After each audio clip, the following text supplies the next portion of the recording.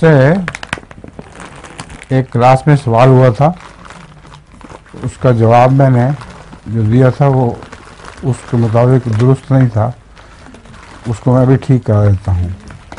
सवाल ये था कि वो 3 को 4 करने वाला जो इल्हाम है उसमें कौन मुराद है, 3 को 4 करने वाले, चौथा कौन था? तो मैंने कह दिया था हज़रत मिर्ज़ा अजीज़ अहमद साहब हज़रत मुस्लिम इस्लाम के हाथ पर बैत करके दाखिल हुए। तो बाद में मुझे किसी ने लिखा कि वो हज़रत मुस्लिम मौत के हाथ पे नहीं, मुस्लिम मौत के हाथ पर बैत हो तो वो होगा ठीक, और वो मिर्ज़ा सुल्तान अहमद साहब थे। चुनांचे मैं अभी इसी मजलिस में इसको दुरुस्त करवा देता हूँ।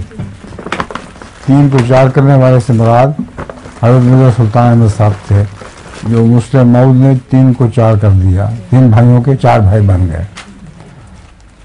अच्छा जी, अब अगला सवाल।